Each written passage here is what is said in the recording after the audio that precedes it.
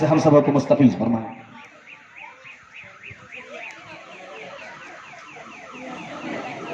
نحمده ونصلي على رسوله الكريم اما بعد اعوذ بالله من الشيطان الرجيم بسم الله الرحمن الرحيم لئن شكرتم لأزيدنكم ولئن كفرتم ان عذابي لشديد۔ باشندگان چندرسین پور و باشندگان حسین پور، اطراف و مضافات سے آئے ہوئے سامعین کرام، اسٹیج پہ جلوہ فرما ہمارے پڑیے مکھیا ستلاکھا پنچایت جناب جے پرکاش جی اور تمام دور دراز سے آئے ہوئے مقررین و نعت خان، سبھی کا تہ دل سے شکریہ ادا کرتا ہوں کہ ابھی کے اس ناگفتہ حالات میں بھی آپ سبھی لوگوں نے بڑی ہمت کے ساتھ یہاں پر آ کر کے اس مجمع کو کامیاب بنانے کی کوشش کیا۔ کہنے کے لیے یہ مجمع بہت چھوٹا ہو سکتا ہے، لیکن سچائی یہی ہے کہ یہ مجمع پورے ہندوستان کے لیے کافی ہو سکتا ہے۔ میں نے ایک آیت کریمہ تلاوت کیا، لئن شکرتم لازیدنکم ولئن کفرتم ان عذابی لشدید۔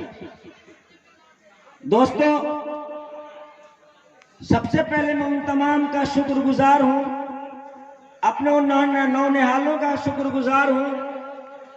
میں دل کی گہرائیوں سے، عمیق گہرائیوں سے انہیں بدھائی دیتا ہوں جنہوں نے اس پروگرام کو آرگنائز کرنے کا کام کیا۔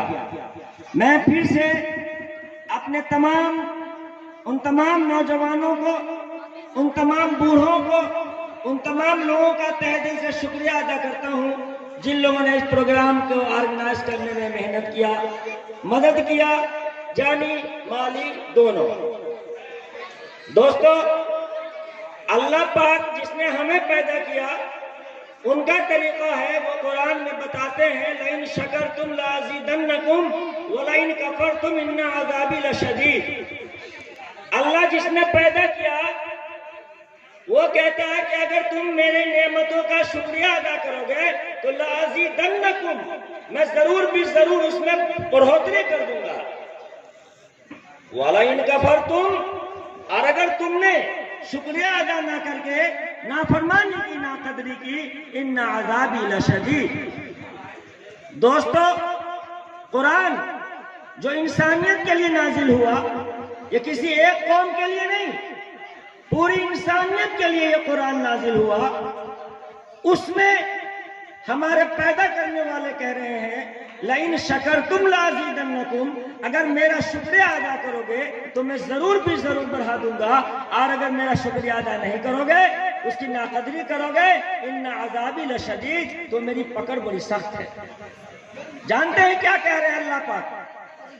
آج ہمارے نونہالوں نے، ہمارے نوجوانوں نے، باشندگان چندرسین پور، حسین پور، مضافات کے لوگوں نے یہ جو پروگرام آرگنائز کیا، کہنے کے لیے یہ چھوٹا پروگرام ہو سکتا ہے، لیکن سچائی یہی ہے کہ یہ پورے ہندوستان کی اصلاح کے لیے کافی ہو سکتا ہے۔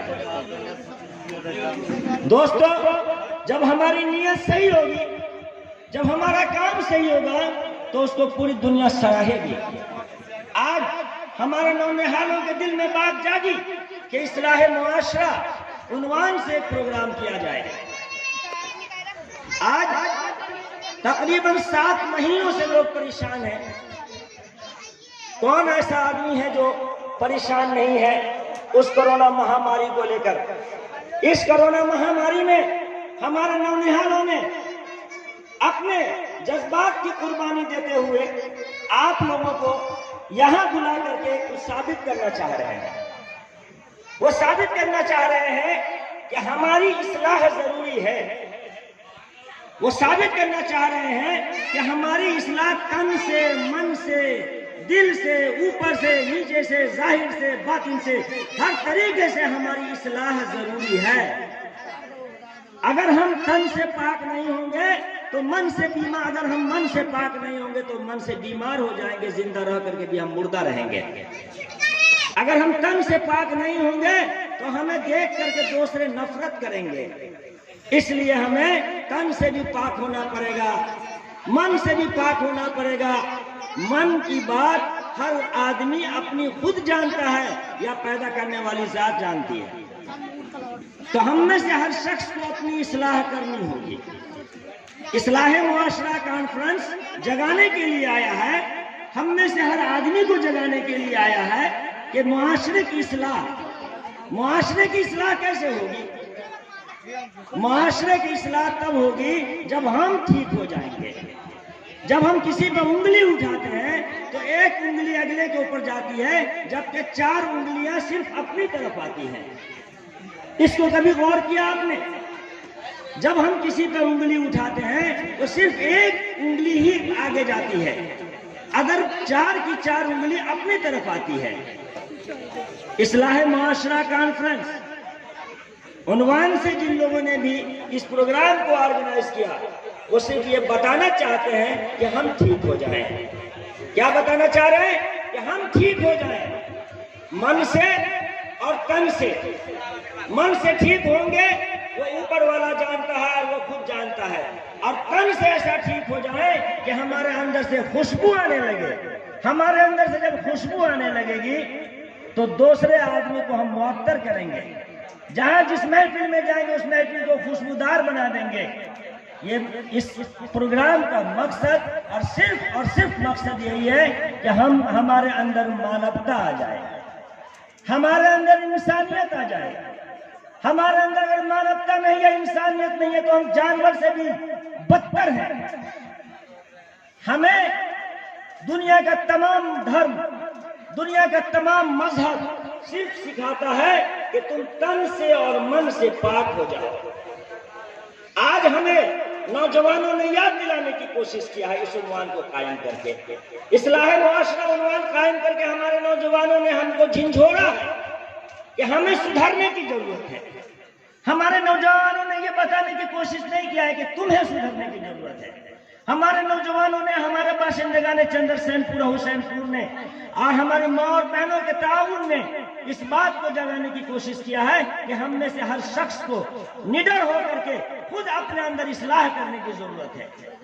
جب ہم اپنی اصلاح کر لیں گے، ہمارے اندر خوشبو آ جائے گی، ہمارا تن اور من پاک ہو جائے گا، تو لازمی جس محفل میں جائیں گے، جس جگہ پہ جائیں گے، وہاں خوشبو ہی پھیلائیں گے۔ اور دوستو محترم جناب ابھی تھوڑی دیر پہلے بول رہے تھے اور وہ اسی قبیل کی بات کہہ رہے تھے کہ ماں اپنے بچوں کو روتا نہیں دیکھ پاتی ہے، اور یہ بھی بتا رہے تھے کہ جب ماں بے چین ہوتی ہے تو آب زمزم کا چشمہ ابلنے لگتا ہے۔ دوستو اسی کی ایک کڑی ہے۔ آپ جہاں بھی اس آیت کریمہ کو سیٹ کریں گے، لَإِن شَكَرْتُمْ لَأَزِيدَنَّكُمْ وَلَئِن كَفَرْتُمْ إِنَّ عَذَابِي لَشَدِيدٌ کو آپ سیٹ کریں گے، آپ سیٹ کرتے چلے جائیں گے اور ہمارے اندر مانوتا آ جائے گی، ہمارے اندر انسانیت آ جائے گی۔ اگر ہمیں کسی نے چلچلاتی دھوپ میں ایک گھونٹ پانی پلایا ہوگا اور ہمیں لگا ہوگا کہ اس کے ایک گھونٹ پلانے کی وجہ سے ہماری جان بچی، ہم کسی بھی مصیبت اور کسی بھی کشٹ میں اس کو بھی ہم کام آ جائیں، یہی تو مانوتا ہے، یہی تو مانوتا ہے، یہی تو انسانیت ہے۔ ہم انسان ایک دوسرے کے کام آ جائیں، یہی تو انسانیت ہے۔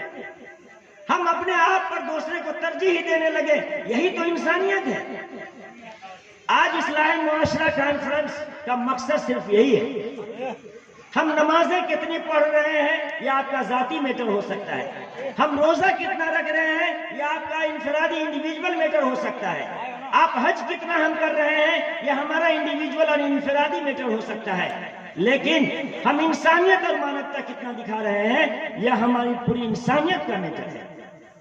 اس لیے ہم بہت زیادہ آپ کا ٹائم ضائع نہیں کرنا چاہ رہے ہیں، اس لیے کہ ہمارے بیچ دور دراز سے آئے ہوئے مقررین چترویدی، جو چترویدی آ کر کے ہمارے بیچ نفرت کی جو دیوار بنی ہوئی ہے ہندو مسلم سکھ عیسائی کے بیچ، وہ بتانے کی کوشش کریں گے ہندو مسلم سکھ عیسائی کہاں سے یہ جاتی آئی، اس کو بتانے کی کوشش کریں گے۔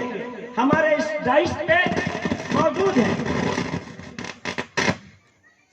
ہمارے اس منچ پہ آپ کے بھی چترویدی بھی آئے ہوئے ہیں جو بتائیں گے کہ ہندو مذہب کیا کہہ رہا ہے، مسلمان مذہب کیا کہہ رہا ہے، سکھ مذہب کیا کہہ رہا ہے، عیسائی مذہب کیا کہہ رہا ہے۔ آپ غور سے سنیں گے تو اس کا خلاصہ یہی نکلے گا کہ تمام مذہب یہ کہتا ہے کہ تمہارے اندر انسانیت آ جائے، تمام مذہب یہ کہتا ہے کہ ہمارے اندر کیا آ جائے، مانوتا آ جائے۔ اگر ہمارے اندر مانوتا نہیں آ رہا ہے، ہم کیسا انسان، ہم کیسے مذہب کو جاننے والے؟ ہم نے دلہی میں آج سے قریب 10-11 سال پہلے ایک مضمون جاری کیا تھا، جی میں آیا اور میں نے لکھ دیا کہ دنیا میں جتنے بھی دھرم کے لوگ ہیں، جتنے بھی دھرم کے لوگ ہیں سب صحیح۔ میں نے لکھا کہ دنیا کے سارے دھرموں کے لوگ صحیح، لیکن دھرمی صرف 1% ہے۔ میں نے لکھا کہ دنیا کے سارے دھرم کے لوگ ٹھیک، جتنا بھی مذہب ہے سب ٹھیک، لیکن صرف 1% ہی دھرمی ہے، 99% پوری دنیا میں ادھرمی ہے۔ تو یہ بات کے لیے میری گرفت ہو گئی، میری پکڑ ہو گئی۔ جمعیت علماء ہند کے بہت سارے لوگوں نے مجھے پکڑا، کہا کیا بول رہے ہو؟ مولانا عبدالحمید نعمانی ہیں، انہوں نے پکڑ لیا، کہا کیا بول رہا ہے تم؟ ہم نے کہا صحیح بولا، کہا اس کو ثابت کرو۔ ہم نے کہا ہندو کے مذہب کو اٹھاؤ، کیا ہندو کہتا ہے پنڈت جی تم بتاؤ چوری کرنا جائز ہے؟ جواب آئے گا نہیں۔ زنا کرنا جائز ہے؟ جواب آئے گا نہیں۔ غیبت کرنا جائز ہے؟ جواب آئے گا نہیں۔ کسی کو بیجا یعنی رسوا کرنا جائز ہے؟ جواب آئے گا نہیں۔ کسی کی زمین اور جائیداد غصب کرنا جائز ہے؟ جواب آئے گا نہیں۔ کسی کو بیجا ستانا جائز ہے؟ جواب آئے گا نہیں۔ یہی سوال مسلمان کے کسی ملا مولوی سے پوچھو، مولانا سے پوچھو، دھارمک مولانا سے پوچھو، مولانا زنا کرنا جائز ہے؟ جواب آئے گا نہیں۔ ظلم کرنا جائز ہے؟ جواب آئے گا نہیں۔ چوری کرنا جائز ہے؟ جواب آئے گا نہیں۔ یہی سوال دنیا کے کسی بھی مذہب سے کرو، جواب آئے گا چوری کرنا جائز نہیں ہے۔ تو اب جو چور نہیں وہی دھارمک۔ اب پوری دنیا لیول پہ، پوری دنیا جہاں تک پھیلی ہوئی ہے، جتنی دنیا تک ہم پہنچ رہے ہیں، جتنی دنیا تک ہم نہیں پہنچ رہے ہیں، بہت بڑی دنیا ہے پورے برہمانڈ پہ۔ ہم غور کریں کہ جو چوری نہیں کرتا ہوگا، چاہے وہ جس دھرم کا ہوگا وہی دھرمی ہوگا۔ جو زنا نہیں کرتا ہوگا، وہ جس دھرم کا بھی ہوگا وہی دھرمی ہوگا، وہی مذہبی ہوگا۔ جو بیجا کسی کو تکلیف نہیں دیتا ہوگا دنیا کا، وہ جس دھرم کا بھی ہوگا وہی دھرمی۔ تو مولانا محترم مجھے بتائیے کہ جو چوری نہیں کرتا ہو، جو زنا نہیں کرتا ہو، جو اپنی زبان سے کسی کو تکلیف نہیں دیتا ہو، جو کسی کو رسوا نہیں کرتا ہو بیجا، جو کسی کا غصب اور بے ایمانی نہیں کرتا ہو، پورے دنیا میں آپ بتاؤ مولانا کہ کتنے % ہوں گے ایسے لوگ سارے دھرموں میں سے ملا کر کے؟ کہا کہ بالکل بات صحیح بول رہے ہو، ہندو دھرم سے اٹھا لیں۔ کہے ہو پنڈت جی کتنے لوگ ہو جو چوری نہیں کرتے ہو؟ پیچھے ہٹ جائیں گے، 1% آئے گا۔ مسلم لے لو، بڑے بڑے پادری کو اٹھا لو، جواب آئے گا کہ نہیں میں تو کمپلیٹ نہیں ہوں، 1% اس میں سے بھی آئے گا۔ تو دوستو میں بتایا ابھی تھوڑی دیر پہلے کہ ایک راستہ اگر ہم پکڑیں جو اللہ نے بتایا، لَإِن شَكَرْتُمْ لَأَزِيدَنَّكُمْ وَلَإِن كَفَرْتُمْ إِنَّ عَذَابِي لَشَدِيدٌ۔ اللہ بتاتے ہیں، ارے اللہ تو پیدا کیا ہے، اللہ نے تو پیدا کیا ہے۔ اللہ کو ہم عربی زبان میں اللہ کہتے ہیں، فارسی میں انہیں خدا کہتے ہیں، انگلش میں انہیں گاڈ کہتے ہیں، کیا بولتے ہیں اس کو، وہ سنسکرت میں انہیں ایشور کہتے ہیں، لیکن جس لینگویج میں انہیں جو بولا جاتا ہو ارتھ وہی ہوتا ہے ہمارا پیدا کرنے والا۔ ہمارا پیدا کرنے والا کو کیا ضرورت ہے کہ آپ اس کی شکریہ ادا کرو؟ ہمارا پیدا کرنے والے نے ہمیں تعلیم دیا ہے، ہمیں ایجوکیشن دیا ہے، ہمیں شکشا دیا ہے کہ ہم شکر گزار بندہ بن جائیں۔ کسی نے زندگی میں تھوڑا بھی میرے اوپر احسان کیا ہے تو اس کو دل کی گہرائیوں سے پوری زندگی اس کا شکریہ ادا کریں۔ جب اس کا ہم شکریہ ادا کریں گے تو اس کے اندر مانوتا جاگے گی۔ جب ہم سے کوئی ظلم اور کوئی زیادتی ہو رہی ہوگی دانستہ یا اندانستہ تو وہ ہمیں معاف کرے گا۔ مانوتا کی ڈنکا بجے گی اس پرتھوی پہ، اور جب مانوتا کی ڈنکا بجے گی اس پرتھوی پہ تو جانتے ہیں محبت آئے گی، اور جب محبت آئے گی تو ہماری زندگی اچھی ہو جائے گی۔ اس لیے دوستو، اگر ماں نے ہمارے اوپر احسان کیا، باپ نے میرے اوپر احسان کیا، بھائی نے میرے اوپر احسان کیا، گاؤں محلہ کے دوست احباب نے ہمارے اوپر احسان کیا، تو ہمیں چاہیے کہ ان کا ہم شکریہ ادا کرتے رہیں، ان کی آدر کرتے رہیں، ان کی عزت کرتے رہیں، اور دیکھیے ہماری اصلاح کتنی جلدی ہو جائے گی۔ اس لیے ہم میں سے ہر آدمی اپنے اندر جھانکے، اپنی اصلاح کرے، اور میں بہت زیادہ اپنی بات کو لمبی کر لیا، اس کے لیے میں معذرت خواہ ہوں۔ میں انہیں چند باتوں پر اپنی بات ختم کرتا ہوں، اس امید کے ساتھ کہ ہر شخص اپنی اصلاح کرے، ہر بڑا اپنے بچوں پہ شفقت کی نگاہ سے اس کے سر پہ ہاتھ پھیرائے اور پیار و محبت سے انہیں سمجھائے۔ وہ نادان ہے، وہ بچہ ہے، اسے نہیں معلوم کہ ہمیں کیا کرنا چاہیے۔ آپ معمر ہیں، آپ بزرگ ہیں، آپ نے کتنی ہوائیں دیکھا ہے، آپ نے کتنے حالات دیکھا ہے، آپ نے بہت ساری زندگی دیکھا ہے، آپ کو تجربہ ہے۔ آپ اپنے تجربے کی روشنی میں اگر اسے گھرا کے بولیں گے تو آپ کی مخالفت کرے گا۔ اس لیے ہم بچوں کو اگر سمجھائیں تو پیار و محبت سے سمجھائیں۔ اگر لگے کہ اس وقت ان بچوں میں آگ لگی ہوئی ہے، اس وقت یہ بچہ جنون پہ ہے، تو ہمارا سمجھانا اس وقت فضول ہو جائے گا۔ آپ کو معلوم ہے حضرت حمزہ رضی اللہ تعالیٰ عنہ کا واقعہ، معلوم ہے حضرت علی رضی اللہ تعالیٰ عنہ والا واقعہ، آپ پڑھیے کتاب۔ اونٹ کو ذبح کر دیا، اونٹ سے کلیجی نکال لیا، اور شعر و شاعری کی محفل چل رہی تھی، اور حضرت علی رضی اللہ تعالیٰ عنہ نے، حضرت علی نے نا نکال لیا، شکایت لے کر کے آئے، یا رسول اللہ ہمارے اتنے اچھے اونٹ کی کلیجی کو نکال لیا ہے۔ اس وقت میں شراب پینا جائز تھا، اگلا دودھ کہا میرے بیٹے کے باپ کے چرواہے، اللہ کے نبی نے اس وقت نصیحت نہیں کیا۔ تو ہم اپنے بڑوں کو کی ذمہ داری بنتی ہے کہ اپنے بچوں کو اگر اس کے اندر اس وقت آگ لگی ہوئی ہے، ہائی ٹیمپریچر چڑھا ہوا ہے، اس وقت میں ہم نہ سمجھائیں ورنہ ریاکشن ہو جائے گا۔ اب میں اپنے بچوں سے گزارش کروں گا کہ اپنے بڑوں کی عزت کرنا سیکھیں۔ راستے پہلے اگر دیکھیں، اگر وہ ہندو ہے تو ان کے مذہب کے حساب سے ان کا جو آداب سلام اور نمسکار ہوتا ہے وہ کر کے ہوئے گزرے، اور اگر وہ مسلم ہے تو اس کو السلام علیکم کہہ کے گزرے۔ اور ضروری نہیں ہے کہ ایک بچہ اپنی ماں کو سلام کرنے میں شرمندگی محسوس کرے، یا ایک بچی اپنے باپ کو سلام کرنے میں شرمندگی محسوس کرے۔ اس کو فروغ دیں، ایک دوسرے کو سلامتی بھیجیں، امن کا پیغام جاگے گا۔ وآخر دعوانا الحمدللہ رب العالمین۔